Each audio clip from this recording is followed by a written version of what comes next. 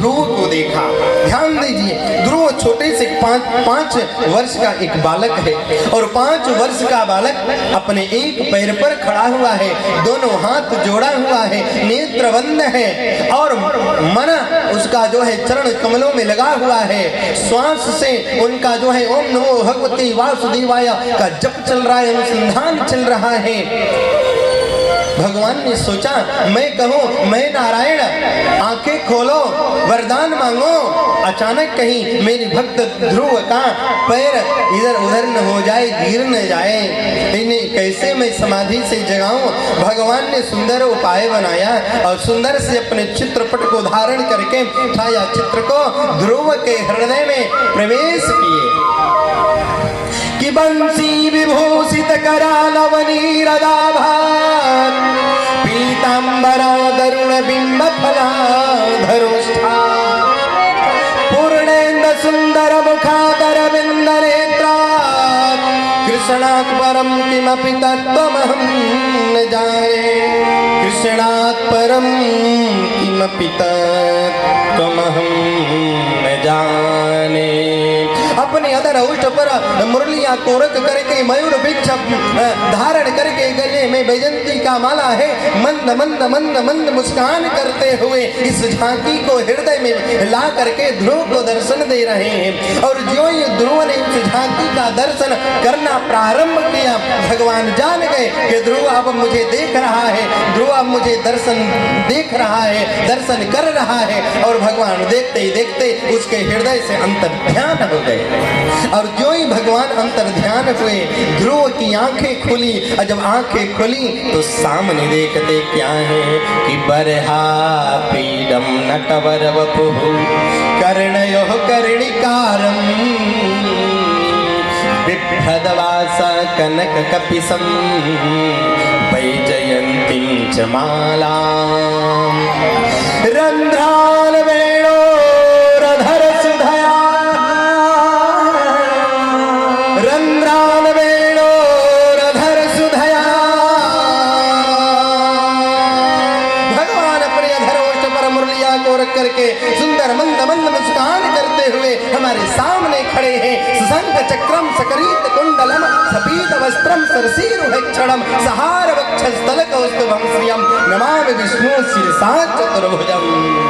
हाथ जोड़ लिया ध्रुव ने और हाथ जोड़ करके टुकुर टुकुर टुकुर टुकुर एक 5 साल का बच्चा सामने देख रहा है और मन ही मन सोच रहा है, ध्रुव परमात्मा प्रभु मैं आपका किस शब्द से मैं स्तुति करूं।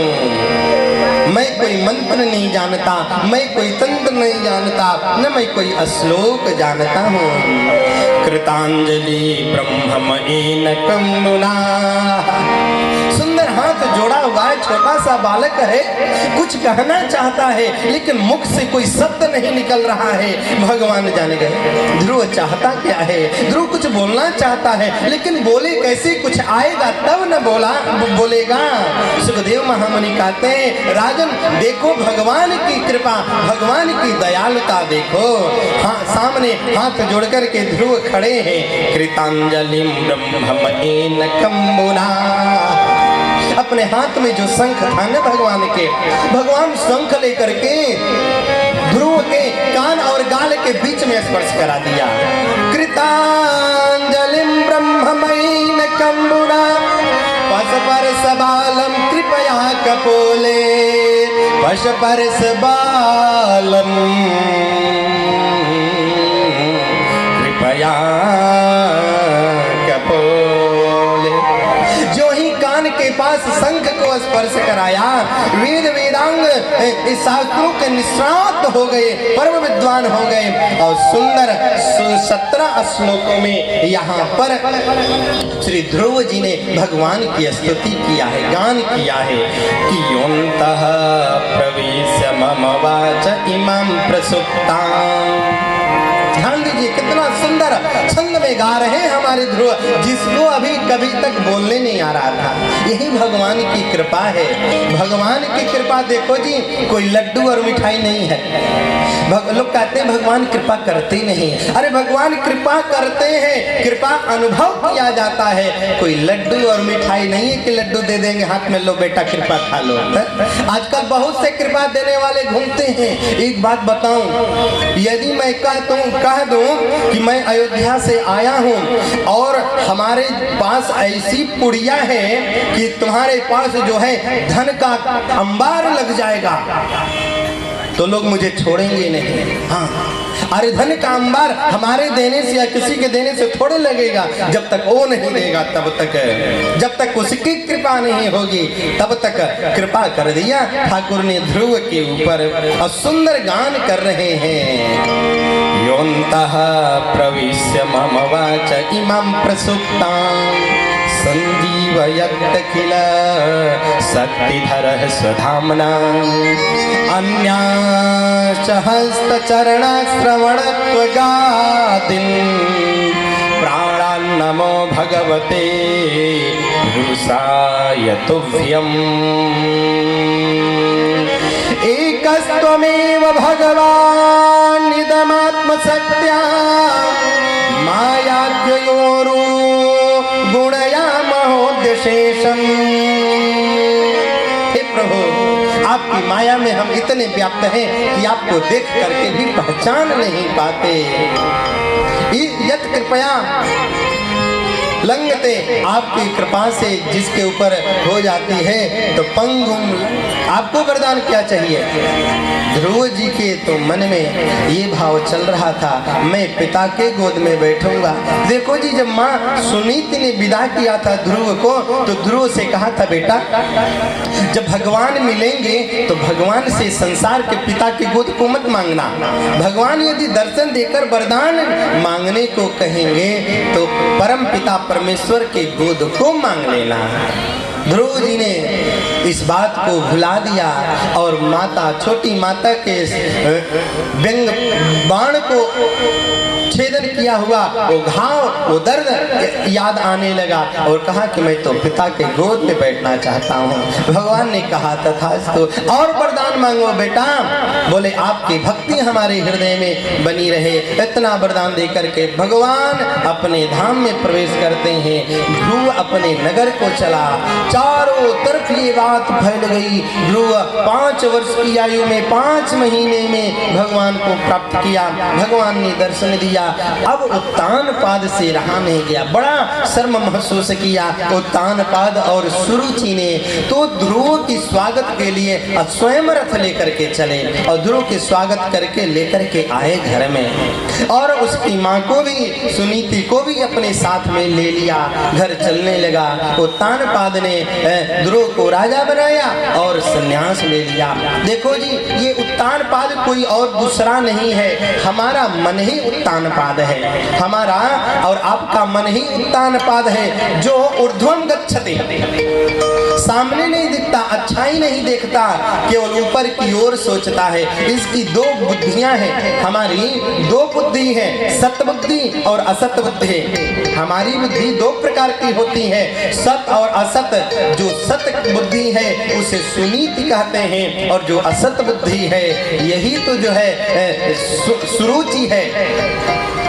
और इन दोनों पत्नियों के ही वशीभूत हमारा मन हो जाता है तो परमात्मा की प्राप्ति नहीं होता है। सुंदर नीति जहाँ रहेगी वहाँ पर ध्रुव जैसे पुत्र का जन्म होगा।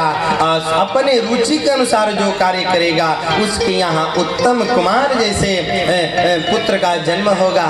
कुछ दिनों के बाद एक दिन उत्तम कुमार जो है यक्षों के साथ युद्ध किया, बिना मतलब का युद्ध कर लिया और यक्षों ने मार डाला। उत्तम को यक्षों ने मार डाला।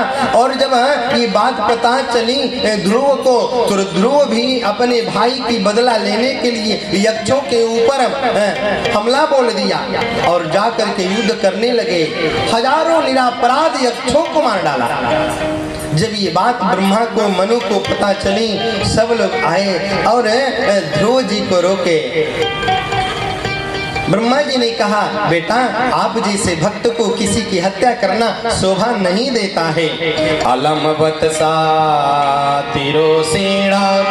तमोद्वारेण पाप्नना। मत मारो, अपने क्रोध को शांत करो। भक्त कभी क्रोधी नहीं होता, संत कभी क्रोधी नहीं होता। नायं मार्गो हि साधूनां ऋषिकेशानुवर्तिनां यदात्मनं परागृह्य पशु ददभूत वैशसम्। जो परम भागवत होता है, भक्त होता है, वो तो भगवान के सदा चिंतन करता है। तुम्हारे अंदर ये रजोगुण का प्रभाव है कि इन यक्षों को मार रहे हो। अरे तुम्हारा भाई बड़ा पापी था, दुष्ट था, यक्षों ने मार दिया, जैसा किया वैसा उसे फल मिला। तुम भगवान का भजन करो। ध्रुव जी जो है पुनः अपने राज्य लौट करके आए प्यारे, और अब उन्हें जो है उनकी इस मृत्यु लोक की जो है उम्र व्यतीत होने लगी। एक सुंदर स्त्री आई और वो थी जो है मृत्यु। स्वर्ग से विमान आया ध्रुव जी को स्वर्ग ले जाने के लिए, और भगवान के दो पार्षद थे। पार्षदों ने कहा ध्रुव जी से, ध्रुव जी आप स्वर्ग चलें। और जो ही स्वर्ग जाने के लिए विमान पर ध्रुव जी बैठना चाहे, अपना दाहिना पैर उस विमान पे रखना चाहे, राजन त्यों ही एक स्त्री खड़ी हो गई, हाथ जोड़ करके कहा, जानते हो मैं कौन हूँ? ध्रुव। ध्रुव ने कहा, मैं पहचानता नहीं हूँ, मेरा नाम मृत्यु है, और तुम सशरीर स्वर्ग जा रहे हो। सशरीर कोई जाता नहीं है, मृत्यु को वर्ण करके, हमें स्वीकार करके, अंगीकार करके कोई स्वर्ग जाता है। तुम मुझे स्वीकार कर लो, अपना लो। ध्रुव कुमार ने कहा, अपना सिर नीचे करो। और जो ही सिर नीचे किया तो उसके सिर पर अपना बायां पैर रखा और दाहिना पैर विमान पर रख करके, और ध्रुव जी स्वर्ग लोक के वैकुंठ लोक में गए। भगवान ने उन्हें जो है आकाश मार्ग में ध्रुव तारा के स्थान उनको दे दिया। बोलिए भक्तवत्सल भगवान की जय हो। ये भगवान की कृपा है। देखिए 5 वर्ष की आयु में हम भगवान से जुड़ेंगे तो भगवान मिल जाएंगे। भजन करने का कोई आयु नहीं है। जब ही से भगवान के हम भजन करने लगे तभी से भगवान की कृपा होने लगेगी। मेरा आपकी कृपा से सब काम हो रहा है। देखो जी, मैं निवेदन कर रहा था कि भगवान की कृपा अनुभव करने की चीज है। भगवान कृपा किए हैं तभी ना आज हम लोग बैठ करके कथा सुन रहे हैं। ये क्या है? भगवान की कृपा है। ये हमारी और आपकी बस की बात नहीं है। भाग्योदयेन बहुजन्म समर्जितेन सत्संगमं च लभते पुरुषो यदा वै अज्ञान हेतु कृतमोहमदंधकारम् नासं विधाय हि तदो दयते विवेकः। ये हमें भगवत कथा कब प्राप्त हुई है? जब भाग्योदयेन बहुजन्म समर्जितेन, हमारे जन्म जन्मांतर कल्प कल्पांतर के पुण्य उदय हुआ है। हमारे पूर्वजों के, पितरों के, देवताओं के जब आशीर्वाद मिला तब हमें भगवान की कथा सुनने का जो है एक अवसर मिल रहा है। प्रभु आपकी कृपा से यही भाव में गाते रहो तो सब काम होता रहेगा। कन्हैया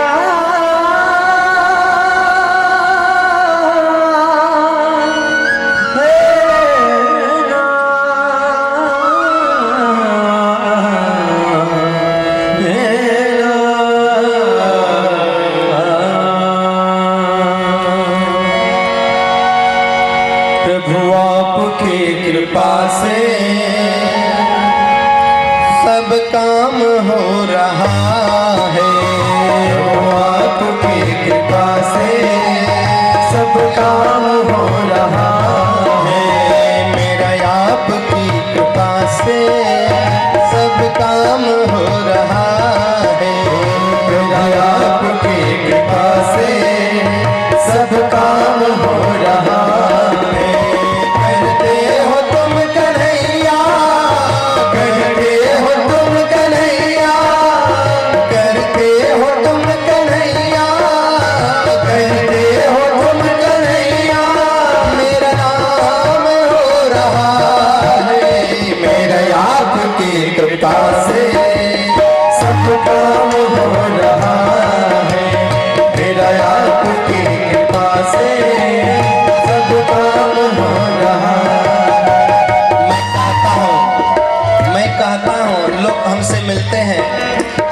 हैं कि आप बहुत सुंदर कथा करते हैं। हम कहते हैं हम क्या करते हैं, हम तो कुछ जानते भी नहीं हैं। ये तो उसकी कृपा है, बरस जाती है। कुछ जो सुना हूँ सुना देता हूँ। मुझे आता क्या, मुझे कुछ नहीं आता, मुझे तो बोलने भी नहीं आता। अच्छा ये बात बताओ, मुझे कोई पहचानता है क्या यहाँ पे? कोई नहीं पहचानता, मैं किसी को नहीं जानता। उसकी कृपा हुई जजमान जी के ऊपर। जजमान जी ने हमारे आचार्य जी से निवेदन किया। आचार्य जी ने हमसे कहा ये ना हमको बताते न बुलाते तो मैं कैसे आता, मैं आप लोगों को कैसे कथा सुनाता। तो मैं तो कहता हूँ ये कृपा है, ये उस ठाकुर की कृपा है हमारे ऊपर। इतनी बड़ी कृपा कहाँ किसी को मिलेगी। मुझे ब्राह्मण कुल परिवार में जन्म दिया, अयोध्यावासी बनाया, और वो भी अपना भगवान अपनी कथा करने का हमें अवसर प्रदान किया, आप जैसे भक्तों से मिलाया। यही तो उसकी कृपा है। और आप लोग इतने सुंदर मधुर से प्रेम से बैठ करके भगवान की कथा सुन रहे हैं। कहते हो तुम कन्हैया, कहते हो तुम कन्हैया, मेरा नाम हो रहा है। दया की कृपा से सब काम हो रहा है। मेरा आपकी कृपा से सब काम हो रहा है।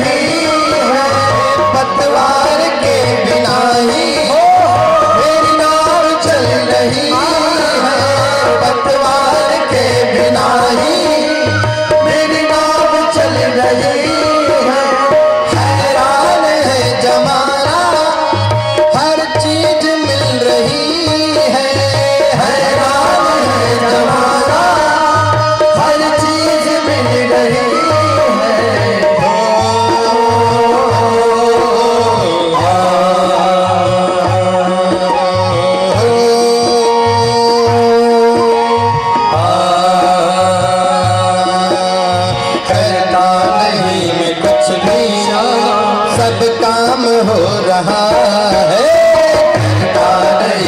कुछ भी सब काम हो रहा है। मेरे आपकी कृपा से सब काम हो रहा है। मेरा आपकी कृपा से सब काम हरि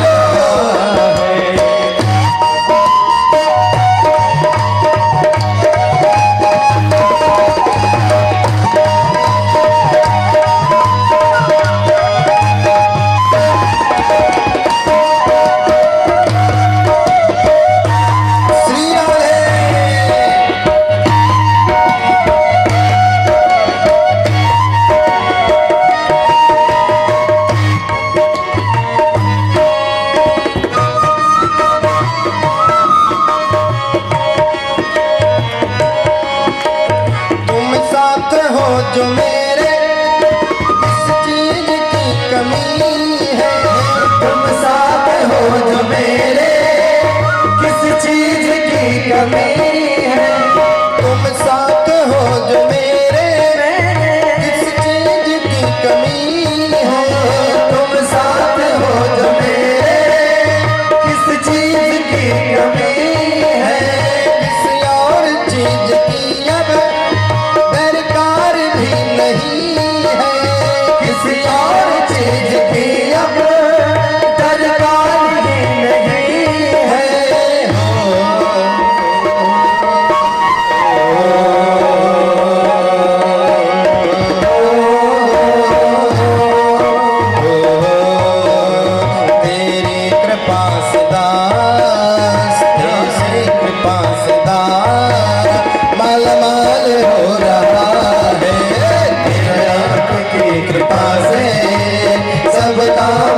रहा है। करते हो तुम कन्हैया, करते हो तुम कन्हैया, मेरा नाम हो रहा है। मेरा आपकी कृपा से सब काम हो रहा है। मेरा आपकी कृपा से सब काम हो रहा है।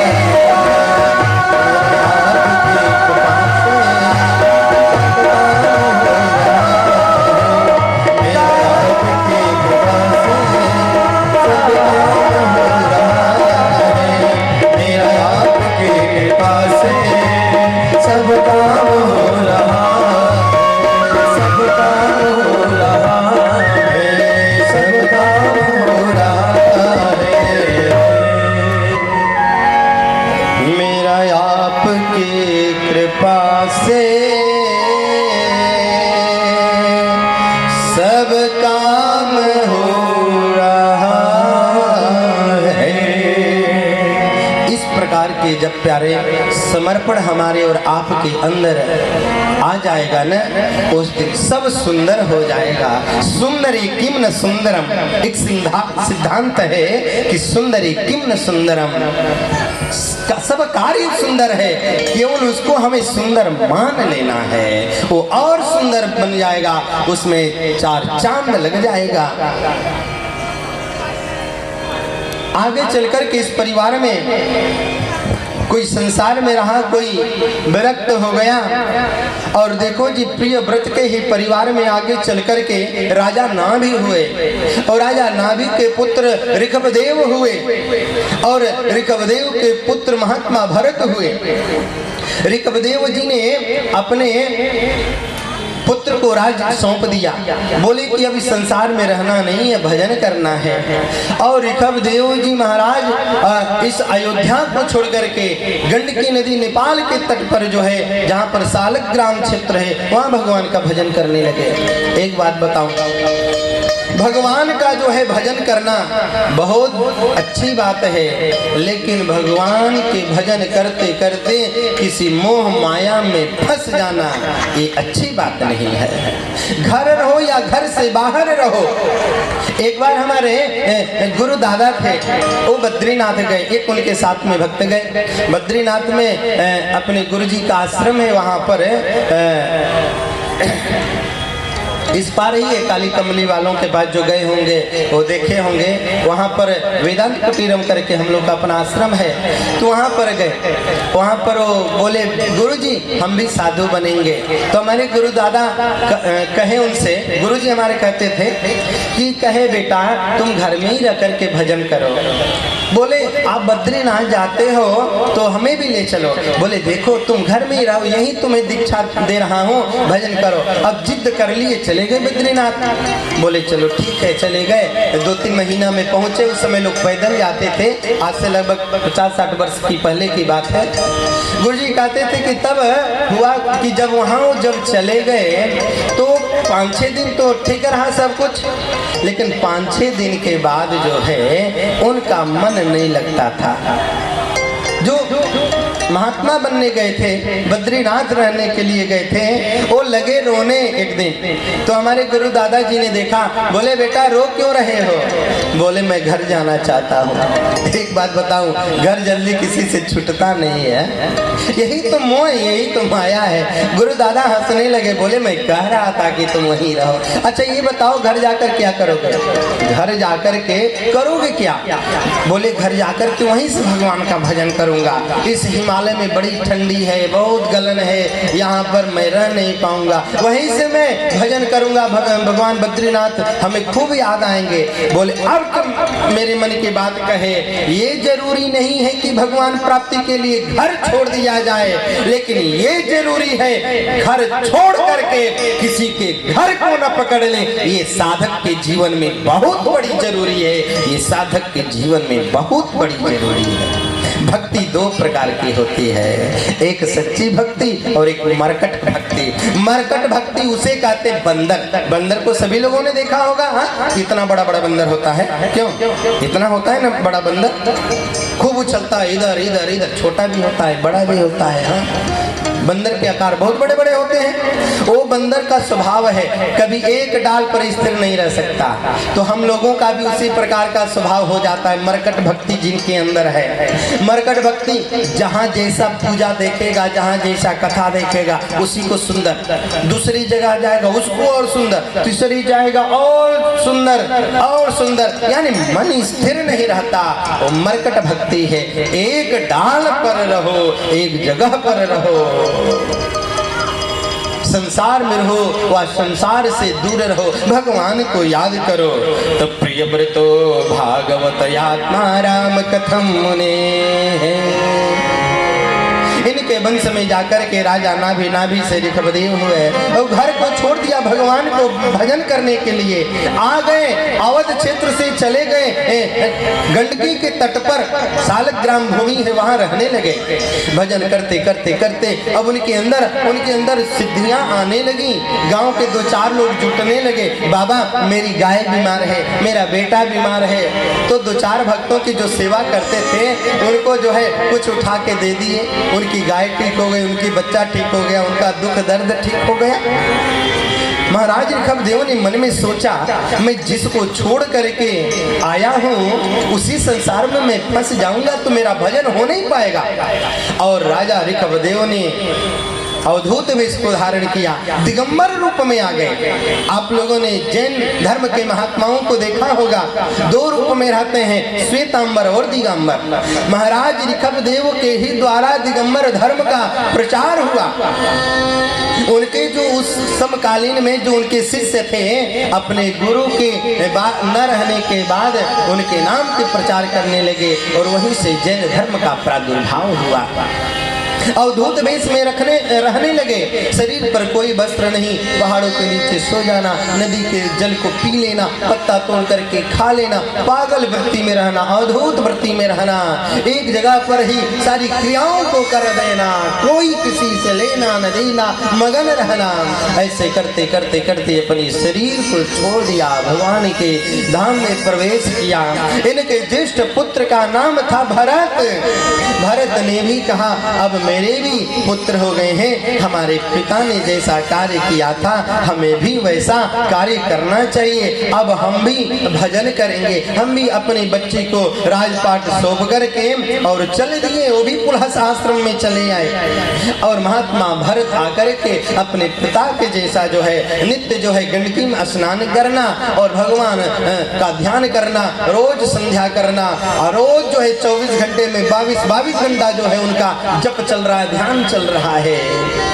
एकदा तु महानद्यां कृताभिषेक नैयमिकावस्य को ब्रह्माक्षरमभिगृणानो मुहूर्तत्रयं कुन्दान्ता आपविवेश तत्र तत्र राजन हरिणी पिपासया। एक दिन जानते हो हुआ क्या प्यारे, एक दिन जो ही स्नान करके नदी में गंडकी में स्नान कर रहे थे, आप लोगों ने देखा होगा कि गंगा इत्यादि नदियों में सरजू में स्नान करते तो लोग उसी में जल देते हैं सूर्य को। ऐसे दोनों हाथ से सूर्य को जल जरूर देना चाहिए, चाहे नदी में स्नान करो चाहे घर में स्नान करो।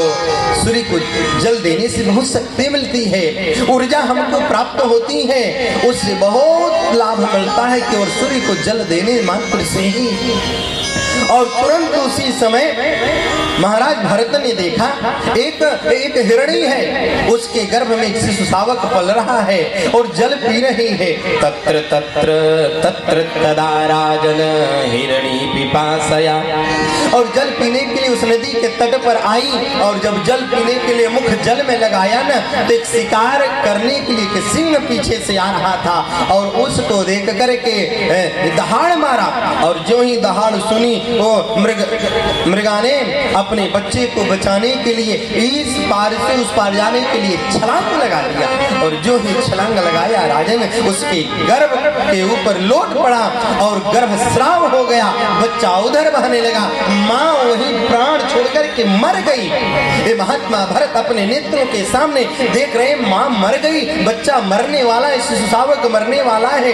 तुरंत महात्मा को दया आ गई और जल देते देते जल हाथ से छूट गया और मृग शावक को लेकर के गोद में लेकर बाहर आ गया। अपनी कुटिया में रखा, अपने अचला वस्त्र से शरीर साफ किया, गंदगी साफ किया, उसकी रक्षा किया, पालन पोषण धीरे धीरे धीरे धीरे वो मृग शावक बड़ा हो गया।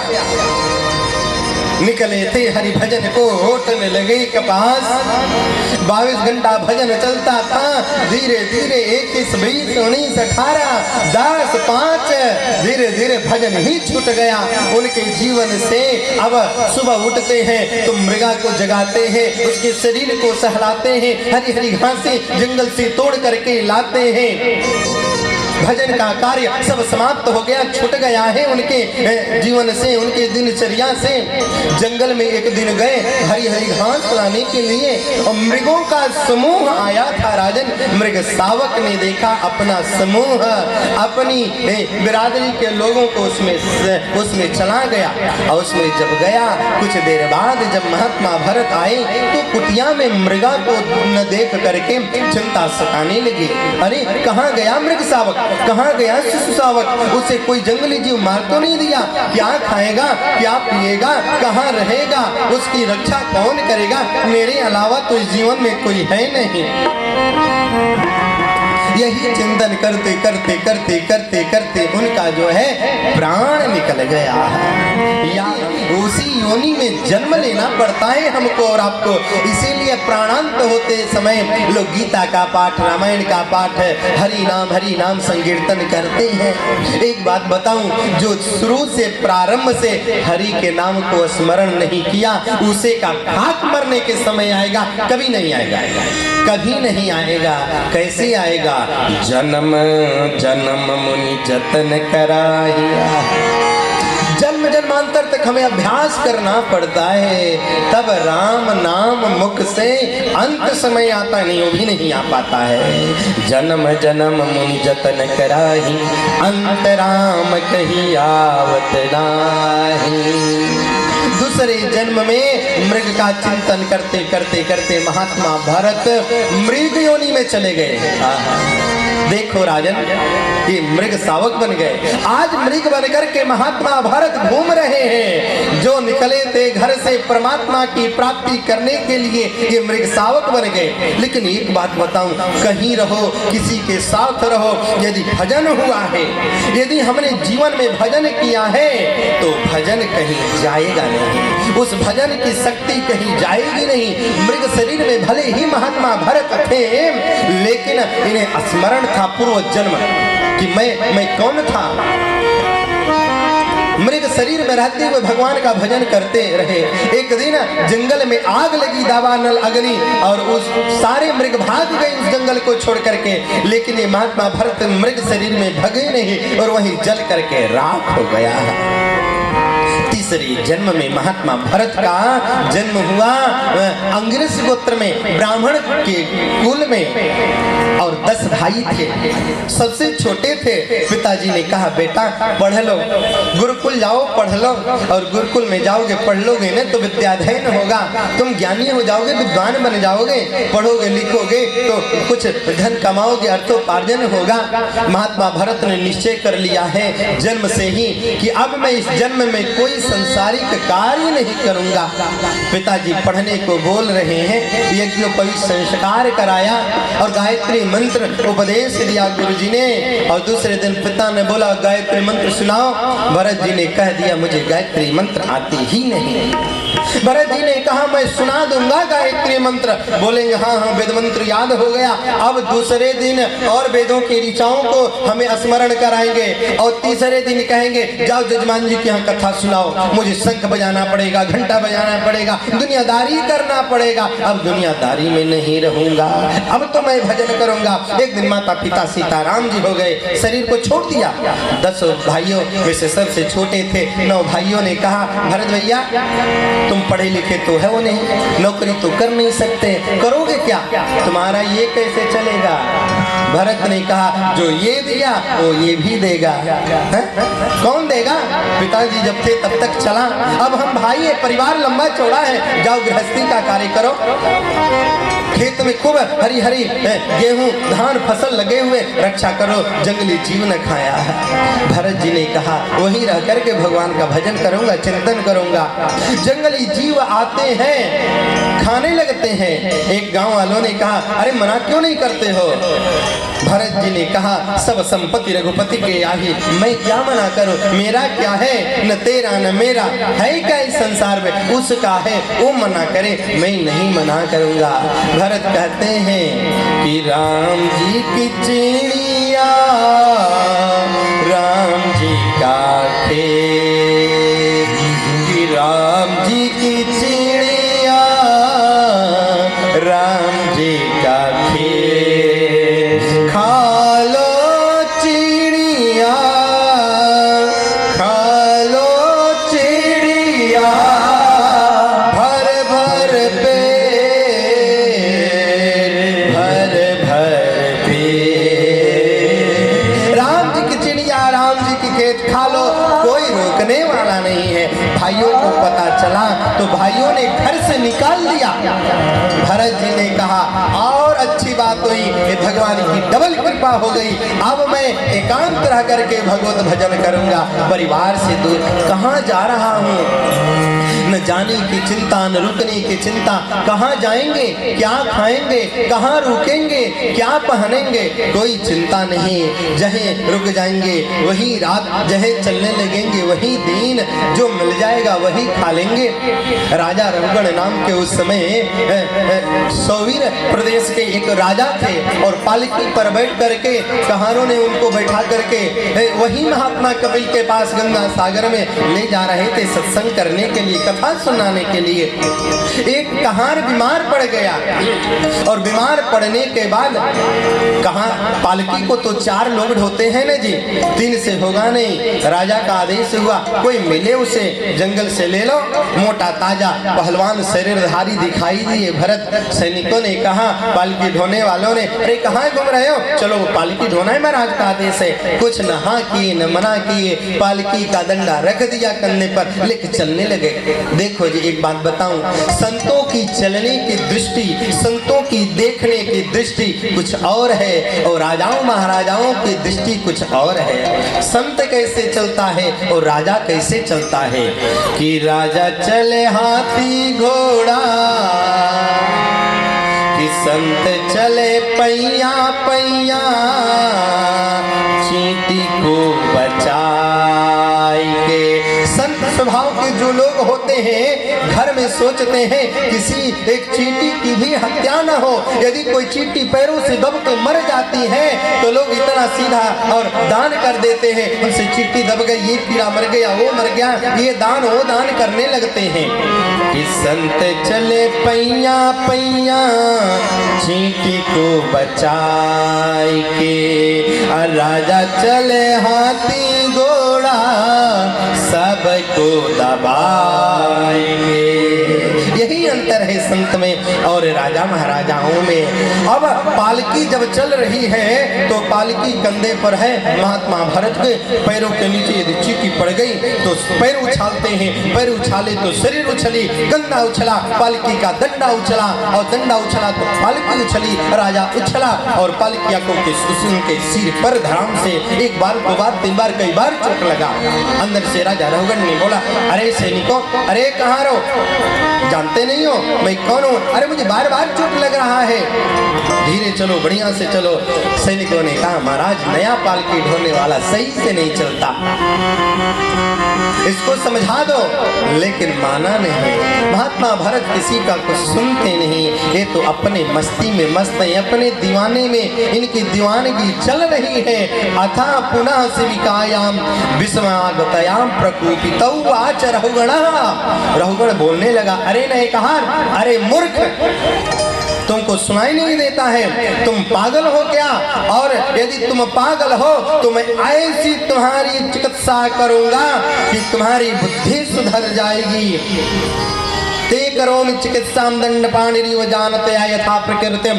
जानते नहीं हो मैं डॉक्टरों में बहुत बड़ा डॉक्टर रहुगण हूँ, और दंड देने में यदि बारी आती है तो यमराज के बाद मेरा, उनके बाद मेरा नंबर आता है। ऐसा दंड दूंगा कि तुम्हारी आदत सुधर जाएगी, जो बावलापन में चल रहे हो तुम सीधे हो जाओगे। महात्मा भरत ने कहा अब तक बोलता था, सो बोला, अब बोल रहा है, बहुत बोल रहा है। अति की भला न बोलना, अति की भला न चुप। ज्यादा बोलना भी विष का कार्य करता है और ज्यादा चुप रहना भी विष का कार्य करता है। कभी कभी बोलना चाहिए, जब अति हो जाए, जब अधर्ममय वाणी निकलने लगे किसी के द्वारा तो जरूर बोलना चाहिए। महात्मा भरत ने कहा किसको दंड दोगे, किसकी चिकित्सा करोगे? अस्थौल्यम कार्सम व्याधाय आधयश्च। मुझे मोटा देख रहे हो, मुझे तंदुरुस्त देख रहे हो, न मैं मोटा हूँ, न मैं ताजा हूँ, न मैं शरीर हूँ, न मैं मनुष्य हूँ, न मुझे जो तुम देख रहे हो वो हूँ, जो तुम हो वो मैं हूँ, जो मैं हूँ वो तुम हो। किसकी चिकित्सा करोगे, किसको दंड दोगे? हमको दोगे तो तुमको दंड मिलेगा, तुमको दंड मिलेगा तो हमको दंड मिलेगा। क्यों? क्योंकि तुम भी शरीर हो, मैं भी शरीर हूँ, न मैं शरीर हूँ, न मैं आँख हूँ, न मैं कान हूँ, न मैं क्या हूँ, तुम जान नहीं सकते हो। और जो तुम हो वो मैं हूँ, जो तेरे अंदर है वो मेरे अंदर है। राजा रघुवर ने इतना वेदांत की भाषा सुनने लगा, ये पागल जैसा दिखने वाला व्यक्ति इतनी ब्रह्म सूत्रों की विवेचना कर रहा है। लगता है कि मैं जिस कपिल महात्मा के पास जा रहा था, मेरे अहंकार को दूर करने के लिए अवधूत के रूप में आ गए, कोई सप्तऋषि अवधूत के रूप में आ गए, कोई त्रिदेव अवधूत के रूप में आ गए, और तुरंत पालकी से छलांग लगा करके चरणों को पकड़ लिया। और चरणों को पकड़ करके राजा रघुगण कहने लगे कस्तम निगूढ़श्चरसि द्विजानम विभर्षि सूत्रो कतमो अधूत वेशः। अवधूत भेष में घूमने वाले महात्मन आप कौन हो? कहा आप कौन हो भवंतः? आप अपना परिचय दो, आपका नाम क्या है? बोले क्या नाम बताऊं? कोई कुछ कहता है, कोई कुछ कहता है। मेरा नाम भरत है। अपना परिचय बताया और उपदेश दिया राजा रघुगण को। राजा रघुगण के मन का अहंकार दूर हो गया। बोले राजन, जिस सत्संग को करने के लिए तुम इन पालकी ढोने वाले कहारों के पास जा रहे हो, ये भी तो जीव है, ये भी तो तुम्हारी जैसे मनुष्य है। एक बात निवेदन करूं, शास्त्र ये कहता है किसी से ऐसा कार्य न लो, इसी ऐसा कार्य न कराओ जिससे धर्म का व्यवधान हो, धर्म का व्यतिक्रम हो। उससे उतना ही सेवा लिया जाए जो हमारे शरीर से नहीं हो पाता है। जो न होने वाला कार्य हो वही किसी से निवेदन करके प्रेम से लिया जाए तो सेवा वो सेवा है, और नहीं तो फिर तो सेवा नहीं है, वो तो सता करके लिया जा रहा है। राजन, तुम राजा हो, महाराजा हो, वो भी सत्संग करने जा रहे हो और किसी के कंधे पर बैठ करके जा रहे हो। अकोविद कोविद वादान वस्तुनाथ विदाम वरिष्ठाः। वरिष्ठ व्यक्ति ऐसे कार्य नहीं करते हैं। और आत्म तत्व का बोध कराया, खगोल और भूगोल का वर्णन किया, चंद्र की गति का, सूर्य की गति का वर्णन किया महाराज भरत ने। और अंत में जो है उन थोड़ा नरकों का वर्णन किया। जो जैसा कार्य करता है उसको कुंभीपाक नाम के नरक में, इस नरक में, उस नरक में, उस नरक में जाना पड़ता है। और जो नरक की चर्चा कर रहे थे राजर्षि परीक्षित घबरा गए, महाराज मैं नरकों की चर्चा नहीं, मैं तो भगवान की चर्चा सुनना चाहता हूँ। राजन, ये देखो भरत है, और भारत के ही नाम से हमारे देश का नाम भारत पड़ा है। हमारे देश में 3 भरत हुए हैं। कौशल्या की जो छोटी थी महारानी, उनके पति के कैकेयी और कैकेयी के पुत्र भरत, एक उनके नाम से दुष्यंत पुत्र के नाम से भरत, और एक इस भागवत जी के ऋषभ देव के पुत्र के नाम से भरत, और तीनों के नाम को मिला करके भारत शब्द बना। भारत हमारे देश का क्या नाम है? जोर से बोलिए। हम कल कह चुके हैं कि हमें कम सुनाई देता है। भारत क्या नाम है? और भारत के साथ क्या बोलते हैं संबोधन में? भारत माता, भारत माता की, भारत माता की। भारत शब्द का अर्थ जानते हैं क्या नाम है? भा से भगवतः आदरम रतः यस्मिन सह एव भारतः, जिस देश के ऊपर भगवान का रत हो, प्रेम हो, वो देश भारत है। बोलिए भारत माता की जय हो। इस प्रकार से जो है सुंदर जो है राजा रघुगण की कथा को सुनाते हैं, गाते हैं राजन भगवान की। इस कथा के द्वारा उनके चरणों में मन को लगाओ, तुम्हारा मन लगेगा। मेरो बांके बिहारी अनमोल रसिया, वो तो अनमोल रतन है, उनको जो प्राप्त कर लेता है वो मेरा के जैसे जो है झूम करके गाने लगता है, गुनगुनाने लगता है। मेरो बांके बिहारी अनमोल रसिया, मेरो बांके बिहारी अनमोल रसिया, मेरो बांके बिहारी अनमोल रसिया, मेरो बांके बिहारी अनमोल रसिया, मेरो बांके बिहारी अनमोल रसिया, मेरो बांके बिहारी अनमोल रसिया। ओ रस रसिया ओ मन बसिया, ओ मेरे मन रसिया, मेरे बांके बिहारी अनमोल रसिया, मेरे बांके बिहारी अनमोल रसिया। हरि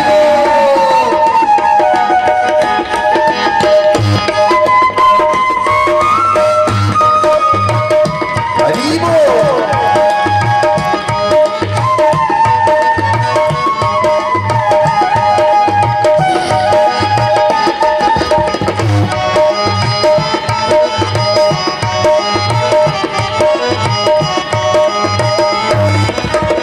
ओ प्यारी प्यारी, ओ प्यारी प्यारी सनमी तेरी सूरतिया, मेरे मन में बसी है तेरी मूरतिया। ओ प्यारी प्यारी सनमी तेरी सूरतिया, मेरे मन में बसी है तेरी मूरतिया।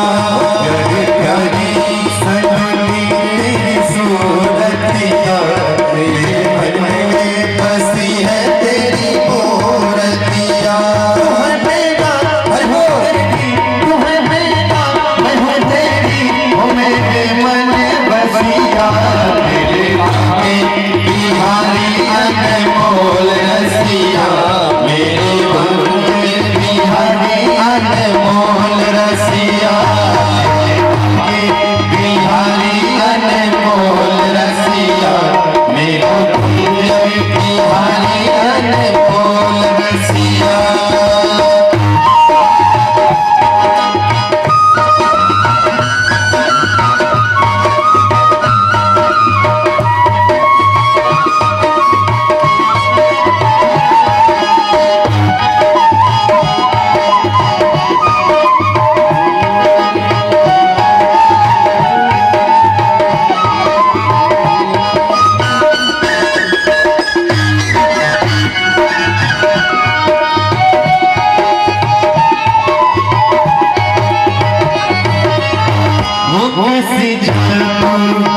वो कैसी जादू भरी है तेरे पास दुनिया, जब से सुनी मैं वो बात गया है। कैसी जादू भरी है तेरी पास दुनिया, जब से सुनी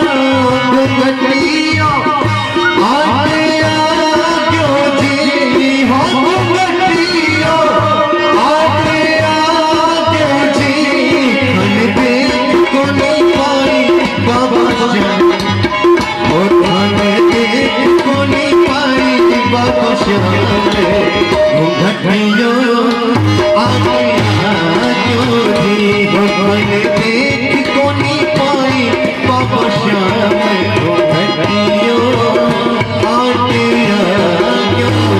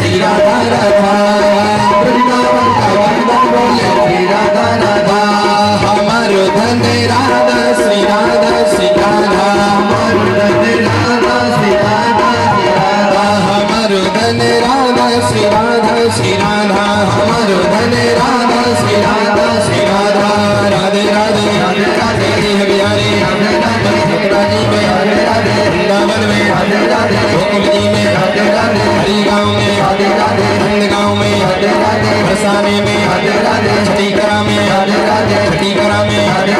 मदन मोहन जी नंद बिहारी देह बिहारी मदन बिहारी कुंज बिहारी वेद बिहारी बिहारी राधे राधे राधे राधे राधे राधे राधे राधे राधे राधे राधे राधे राधे राधे राधे राधे राधे राधे जय जय श्री राधे जय जय श्री राधे जय जय श्री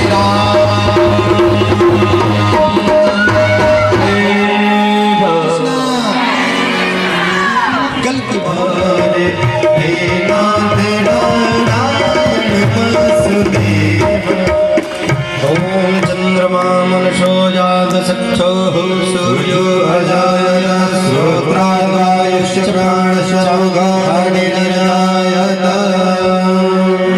शिवा पुरी शिवा बिहारी आरती गाओ प्यार आप पुरी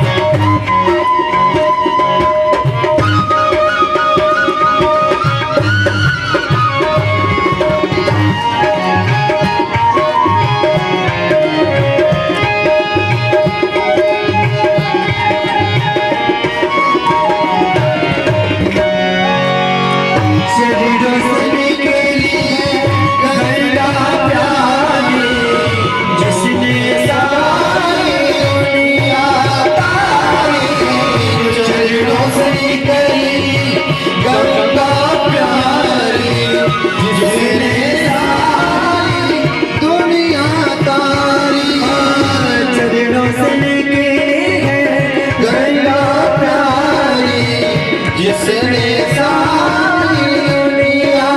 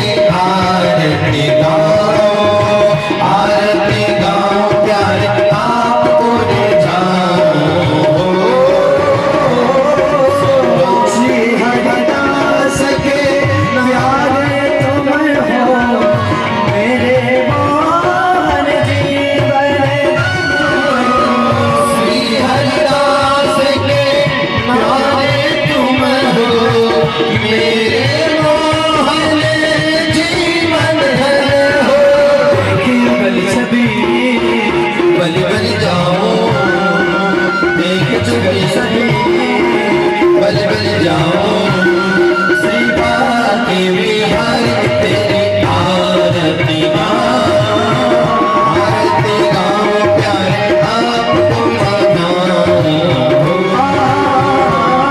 शिवा के बिहारी तेरी आरती आरती गाओ प्यारे आपको